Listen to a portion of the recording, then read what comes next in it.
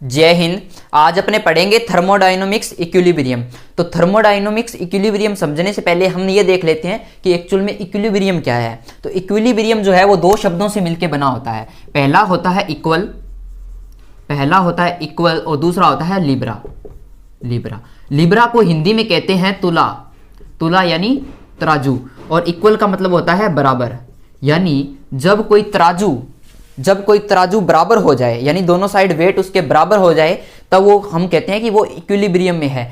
तो थर्मोडायनामिक्स में केस में क्या होता है, थर्मोडायनामिक के केस में थर्मोडायनामिक्स जो है उसमें थर्मल इक्विलिब्रियम भी होना चाहिए, मैकेनिकल भी होना चाहिए और केमिकल भी होना चाहिए। यानी जो अभी हम बात कर रहे थे इक्विलिब्रियम यानी बराबर होना चाहिए, वो थर्मोडायनामिक्स के अंदर ये तीन होने चाहिए। कौन कौन से? थर्मल यानी कोई भी सिस्टम है वो थर्मल का मतलब यहाँ समझो टेम्परेचर, यानी टेम्परेचर उसका क्या है, हर जगह सेम होना चाहिए सिस्टम के अंदर।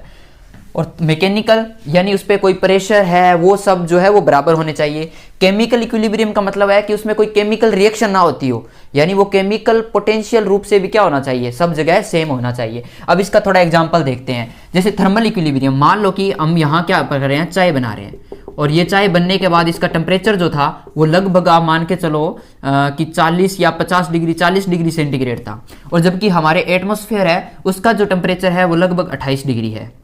तो अब क्या होगा, अब यहाँ से हीट जो है वो जाएगी सराउंडिंग के अंदर, यहाँ से हीट सराउंडिंग के अंदर जाएगी, और कब तक जाएगी, वो तब तक जाएगी जब तक थर्मल इक्विलिब्रियम ना आ जाए। यानी इसका और इसका टेम्परेचर, इसका मतलब यानी ये जो चाय है और जो सराउंडिंग है इसका टेम्परेचर जब तक सेम नहीं हो जाएगा तब तक थर्मल इक्विलिब्रियम की कंडीशन सेटिस्फाई नहीं होगी। और जब इन दोनों का टेम्परेचर बिल्कुल बराबर आ जाएगा तो प्रोसेस है वो रुक जाएगी एक ही जगह। फिर ना तो हीट का फ्लो चाय से सराउंडिंग में होगा, ना सराउंडिंग से चाय के अंदर होगा। तो वो जो स्टेट है वो कहलाएगी हमारी थर्मोडायनामिक्स इक्विलिब्रियम या थर्मल इक्विलिब्रियम। तो थर्मोडायनामिक्स के अंदर तीन इक्विलिब्रियम होते हैं, थर्मल, मैकेनिकल और केमिकल इक्विलिब्रियम। मैकेनिकल इक्विलिब्रियम क्या होगा, जैसे हमारे पास एक सिस्टम है और इस सिस्टम के अंदर जो एटमॉस्फेरिक प्रेशर लग रहा है या कोई और भी एक्सटर्नल प्रेशर लग रहे हैं वो पूरे सिस्टम के ऊपर क्या हो, सभी जगह क्या हो, सेम हो, यानी सेम प्रेशर हो, या फोर्स भी बोल सकते हो कि सेम, हर जगह फोर्स जो है वो सेम हो।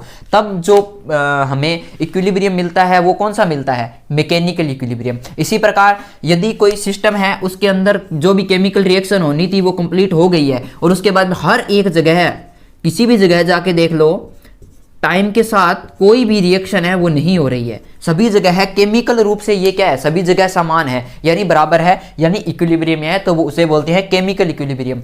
इसके जो डेफिनेशन है वो आपको नोट्स में मिल जाएगा, और नोट्स पता ही आपको कहाँ दिए, नोट्स डिस्क्रिप्शन में है, वहाँ पे उसका लिंक है और आप वहाँ से देख लेना। और याद रखना कि थर्मोडायनामिक्स इक्विलिब्रियम तभी एग्जिस्ट करेगा जिसमें उसमें तीन इक्विलिब्रियम हो। नंबर एक थर्मल, मैकेनिकल और केमिकल, तीनों इक्विलिब्रियम जब एग्जिस्ट करेंगे तब उसको हम बोलते हैं थर्मोडायनामिक्स इक्विलिब्रियम। ठीक है दोस्तों, मिलेंगे अगली क्लास में। जय हिंद।